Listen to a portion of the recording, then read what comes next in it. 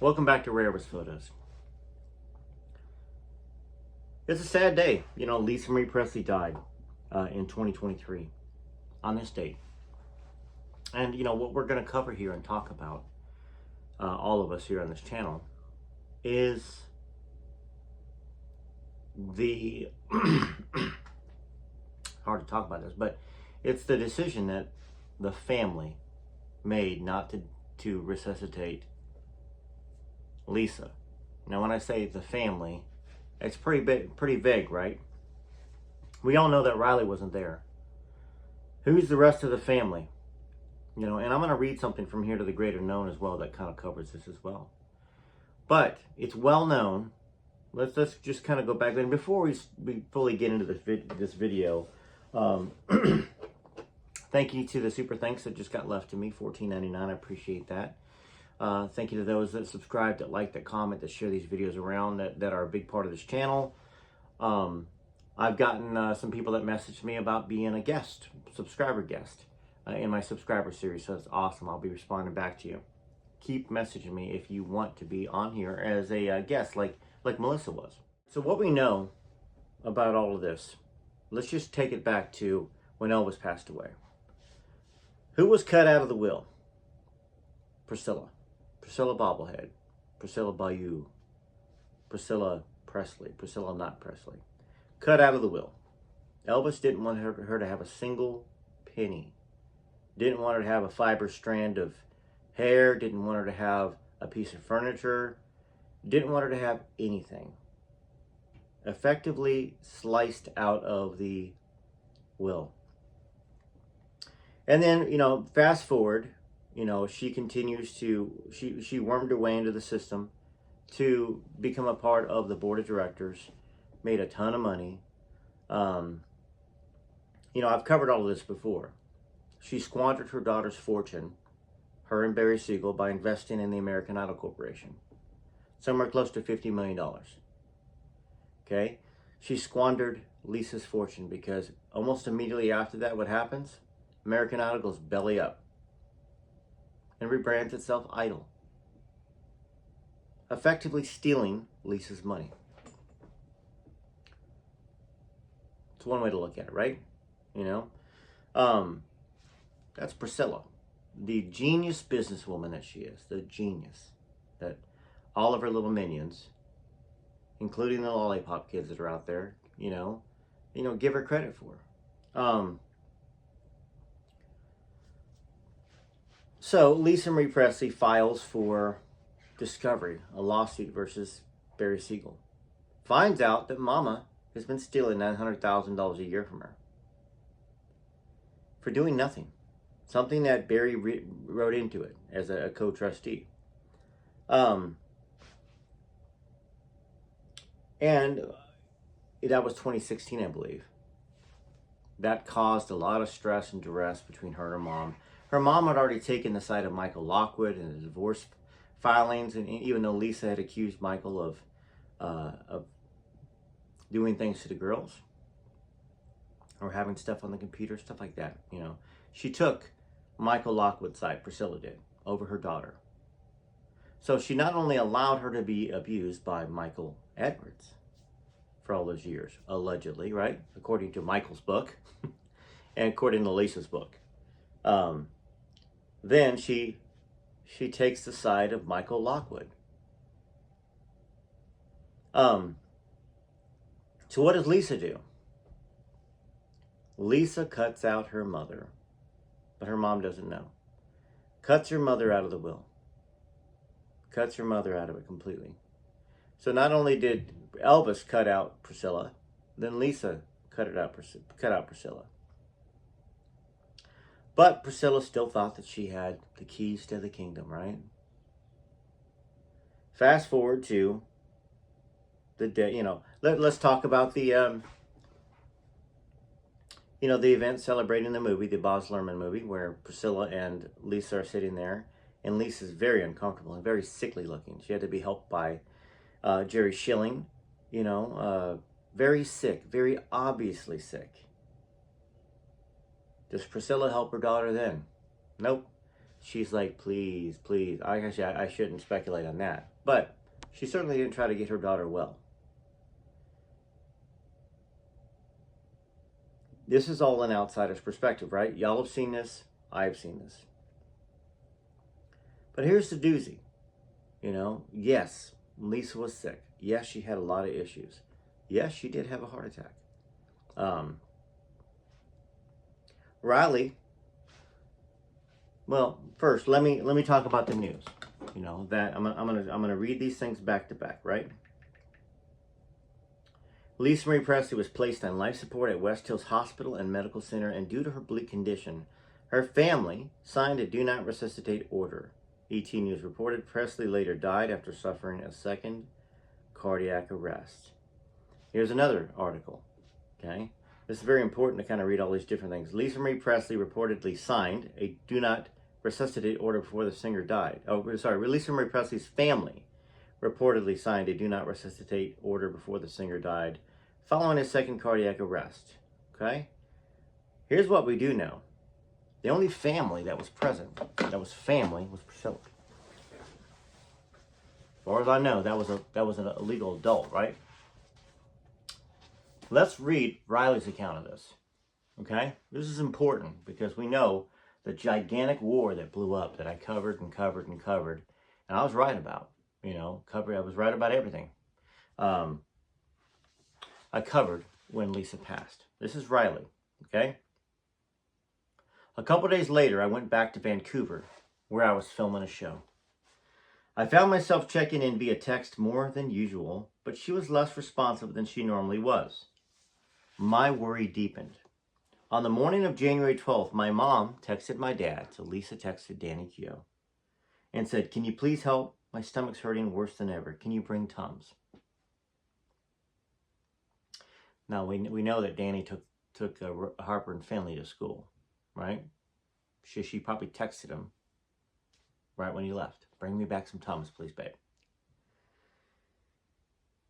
I'd been having a beautiful morning with the baby. I had texted my mom the day before, and she hadn't responded, which was really unlike her. When my dad called, I knew something bad had happened. "It's your mom," he said, "and it's not looking good." My heart stopped. By the time he had gotten to her with the Tums that she'd asked for, the housekeeper had found her on the floor. "They think she's had a heart attack," he said. "She's in an ambulance now. They're trying to resuscitate her." Well, I went right to the airport. So Riley's in Vancouver, Canada. She goes to the airport and gets the first flight she could back to LA for the whole car ride. And then while I was in the air, my dad and my husband were texting me. "They're at the hospital now. She's still alive. They've resuscitated her. She has a pulse now. They're doing a scan to see what happened. I had my best friend with me on the plane to help with Tupelo. At some point during the flight, my friend said to me, 'People live through heart attacks all the time.' I looked at her and said, 'I don't think she's going to live through it. I don't think she wants to.' We were flying somewhere over Yosemite, and I looked down at the wilderness below covered with snow. Tupelo was screaming and crying by now, and she is not a big crier. Everyone notices that about her, that pretty much all she does is smile. We'll walk through the neighborhood, and people will say, 'Oh, look, she's smiling at me.' And I always hold myself back from saying it's really nothing personal. She smiles at anyone. But sitting on the crowded plane, I could feel that my baby knew something terrible was happening. Because when Tupelo was still in utero, there had been a moment the doctor told us she was underweight. My mom said to me, 'Talk to her spirit. Tell her to try to gain a little weight and she'll hear you.' So I did. I put my hand on my surrogate's belly at lunch one day, and in my mind I told Tupelo to try and gain a little more weight before her birth. Somehow she ended up gaining the perfect amount of weight. Maybe it worked. On the airplane home, I felt like my mother was between two worlds, being resuscitated, falling, resuscitated, falling. I wanted so badly to be there with her, spiritually at least, and to tell her that I supported whatever she wanted to do. I closed my eyes and talked to her spirit, just like I had Tupelo's. If you need to go, if you need to stay, stay. We were somewhere due west of Death Valley when the text from my dad stopped. I couldn't bear the silence for very long. I texted him, but I already knew. It was 5:18 when my father texted, "She's in cardiac arrest again." Oh, God. At 5:19, he wrote, "Can you call me?" "No, I'm on the plane," I wrote. At 5:20, I wrote, "Is she dying?" My dad didn't respond for 4 minutes. I wrote again, did she die? I waited, then his reply arrived. She passed on a few minutes ago, honey. Didn't want to tell you by text, but I'm worried it's going to hit the papers. I love you so much. I'm really sorry to tell you like this. I don't want you to be blindsided when you get off the plane. My father was my mom's biggest protector throughout the whole life, adult life. She had many friends that came and went, but he was there from when she was 17 until the moment she died. He was the last person with her. So let's talk about that. Would Danny have had the right to do the do not resuscitate? Because Riley certainly didn't say, hey, pull the plug. She didn't sign an order. She didn't even get to see her mom. It says the family. Was it Priscilla? Was it Danny? Here's a couple things we know. Priscilla was caught off guard. She thought she was going to get a lot of money when Priscilla passed, or when Lisa passed. You know, whenever that was going to be, if she was still around. She thought she was part of it. Turns out she wasn't. She sued to get money. She sued Riley to get money that she felt she deserved. It's a big, big, big, big mess in the press. Danny's family is one of the founding members of Scientology. He's a big part of Scientology, or his family has been. I don't know enough details. I'm certainly not there in person. Just things I've heard, right? Things y'all have heard. Did he give the order? Did he sign the order to do not resuscitate? Or was it Priscilla? Or was it both? Because it certainly was not Riley. Riley put it in the book. She's asking, you know, what's going on? In a plane over Death Valley, getting close to LA. I mean, an hour away. So, the fact that they didn't try to resuscitate her that second time didn't even allow Riley to say goodbye. And I don't know about Harper and family. I don't know. There's no talk about whether they were there. I assume they would be, right? I would assume they would be. But they couldn't sign an order. They're both under 18. It would have had to be Danny or Priscilla.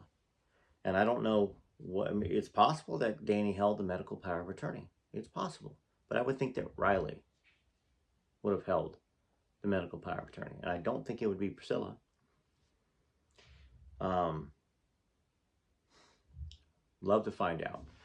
Regardless, this is the anniversary of Lisa's passing. I don't think Lisa would have wanted to pass away. I think that she would have wanted to live, to get healthier, to be there for her daughters, for her granddaughter, you know, Tupelo. She was very young when she died in 2023. Born in 68, passed away in 2023, 55 years old. Right? 58 is 42. I'm sorry, 68. Yeah, it's 55. And here we are, Elvis week. There's no Riley and Graceland to celebrate Elvis's birthday. No Priscilla, because nobody wants Priscilla there.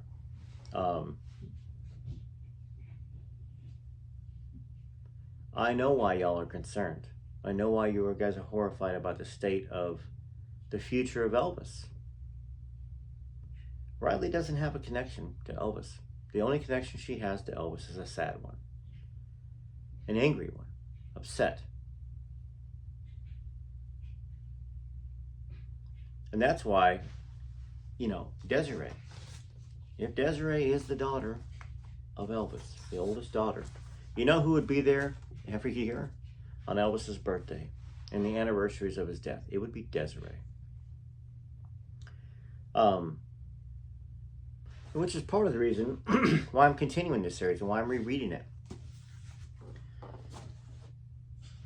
She would have the right, as Elvis's oldest daughter, to be there. And I know that y'all send me messages about other people.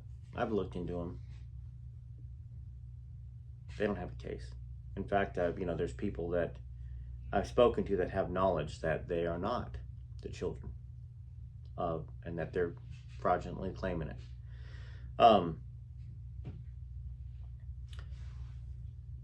I'm doing what I can on my side to help Desiree. Because I think that, well, first off, let's see, this is about Lisa. This video is about Lisa. She did everything she could to further Elvis, to protect Elvis, to love Elvis. She fought with Priscilla over the Sofia Coppola movie. She fought with Sofia Coppola in those emails, threatened to sue. But here's the sad part of all this stuff, is that she trusted her mom for too long. Her mom squandered her fortune. Her mom stole the money from her, according to the court documents. She was not, and I'm surprised that, well, we know why. Well, we know Riley and Priscilla were at war for a while. I mean, to file these documents, to sue like Priscilla did. First off, Priscilla's been broke. She's been broke. Okay, everybody? She's lived above her means. She was in tax troubles. She's had a lot of stuff that's publicized and unpublicized. But for either her, I would have to assume it would be her that pulled the plug. If not, wouldn't Riley have put Danny would have said, hey, what do you want to do? It's not in the book. Riley put her, just like Riley included what happened with Lisa, with Michael Edwards. She included the tale of trying to make it back. If she wouldn't have tried to make it back if she was said, hey, let's sign a DNR. Okay? It's not in the book. Is it anywhere else? Let me know. Let me know in the comments if it's anywhere else.